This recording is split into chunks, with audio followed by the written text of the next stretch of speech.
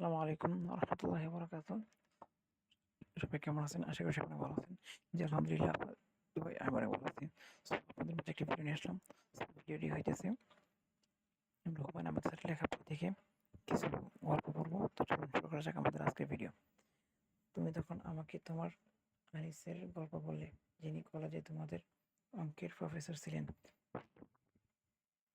খামখেয়ালির জন্য যা কলেজের চাকরিটি গেছে, এমন খুব খারাপ অবস্থায় আছেন, কোনো রকমে দিন চলে। তুমি আমাকে অনুরোধ করলে নীলগঞ্জে নতুন যে কলেজ হচ্ছে সেখানে থেকে একটি চাকরি জোগাড় করে দিতে। তুমি উজ্জ্বল চোখে বললে, আনিসের মানুষ নন, সত্যি বলছি ফেরেশতা, তুমি আলাপ করলেই বুঝবে। আমি বললাম, নীলগঞ্জের কলেজের এখনো তো অনেক দেরি, মাত্র জমি নেওয়া হয়েছে, খুব দেরি। আনিসের ততদিন থাকবে আমাদের এখানে, নিজের ঘর তো খালি থাকে, একা মানুষ, কোনো অসুবিধা হবে না। একা মানুষ? হুম। মেয়ে মেয়ে আর বউ দুজনের কেউই বেঁচে নেই। একদিনে দুজনে মারা গেছে কলেরায়। আর মজা কি জানো, তারপর দিনই আনিসের এসেছেন ক্লাস নিতে। প্রিন্সিপাল স্যার বললেন, আজ বাড়ি যান, ক্লাস নিতে হবে না। আনিসের বললেন, বাড়িতে গিয়ে করবোটা কি, কে আছে বাড়িতে? আমি বললাম, চিঠি লিখলেই কি, তোমাদের স্যার আসবেন এখানে? হ্যাঁ আসবেন। আমি লিখলেই আসবেন? লিখবো স্যারকে? বেশ লেখো। তুমি সঙ্গে সঙ্গে চিঠি লিখতে উঠে গেলে। সে চিঠি শেষ হতে অনেক সময় লাগলো। বসে বসে দেখলাম অনেক কাটাকুটি করলে, অনেক কাগজ ছিঁড়ে ফেললে, এবং একসময় চিঠি শেষ করে হাসি মুখে উঠে এলে। তোমাকে সে রাতে ভীষণ উৎফুল্ল লাগছিল। লিখতে লিখতে কেমন যেন লাগছে। এখন প্রায় মধ্যরাত্রি, তবু ইচ্ছে হচ্ছে রাস্তায় একটু হেঁটে বেড়াই।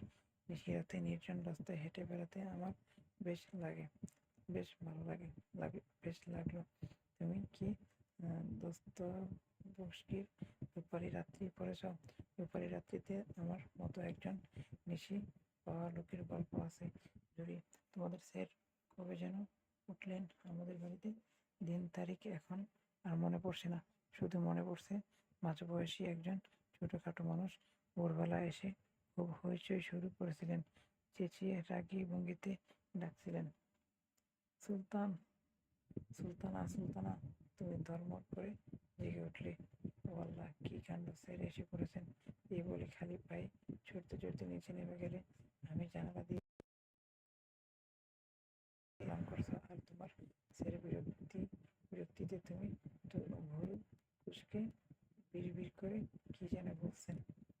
খানিক পরে দেখলাম তিনি খুব হাসছেন, সেই সঙ্গে লাজুক ভঙ্গিতে। তুমি হাসছো, তুমি খুশি হয়েছিলে তো? নিশ্চয়ই হয়েছিলাম। আমি স্টুডিওতে বসে তোমার গভীর আনন্দ অনুভব করতে পারছিলাম। একটি তীব্র ব্যথা আমাকে আচ্ছন্ন করে ফেলছিল।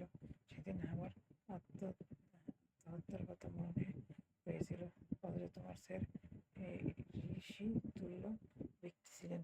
এমন সহজ, এমন নির্ভুল লোক আমি খুব কমই দেখেছি।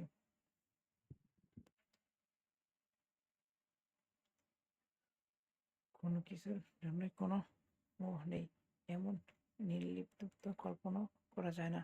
যদি তুমি ঠিক লোকের প্রেমেই পড়েছিলে, এমন মানুষকে ভালোবেসে দুঃখ পাওয়াতেও আনন্দ। তোমার স্যার ফেরেশতা ছিলেন, কিন্তু যদি আমি তো ফেরেশতা নই। আমার হৃদয়ে ভালোবাসার সঙ্গে সঙ্গে গ্লানিও ঘৃণাও আছে। আমি সত্যি একজন সাধারণ মানুষ। সময় কাটতে লাগলো। আমি শামুকের মতো নিজের গুটিয়ে নিলাম। অনেকগুলো ছবি আঁকলাম। সে সময় আমার পেট্রিটিউ পোর্ট্রেটিউ সে সময় করা পোর্ট্রেটিউ সেটিং দেবার জন্য ঘন্টাখানিক বসতে হতো।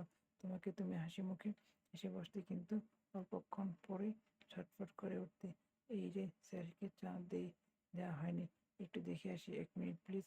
আমি তুলি হাতে তোমার ফেরার প্রতীক্ষা করতাম। 1 কাপ চা তৈরি করতে প্রচুর সময় লাগতো তোমার।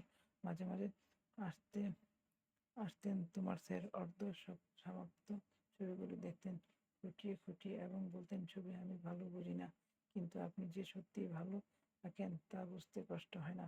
তার প্রশংসা আমার সহ্য হতো না। আমি হাত গুটিয়ে বসে থাকতাম। তিনি বলতেন, আপনি আঁকুন, আমি দেখি কি করে ছবি আঁকা হয়। আমি কারো সামনে ছবি আঁকতে পারি না। তবু তোমার স্যার বসে থাকতেন তীব্র ঘৃণায়। আমি কত কতবার তাকে বলেছি এখানে বসে আছেন কেন? বাইরে যান। কোথায় যাব?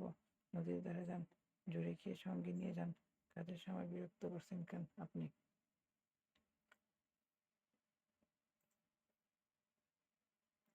তো আসসালামু আলাইকুম। আজকে এই পর্যন্তই। আমরা নেক্সট ডে অন্য কোনো গল্প করবো। সে পর্যন্ত ভালো থাকবেন। আল্লাহ হাফেজ। আসসালামু আলাইকুম ওয়া রাহমাতুল্লাহি ওয়া বারাকাতুহু।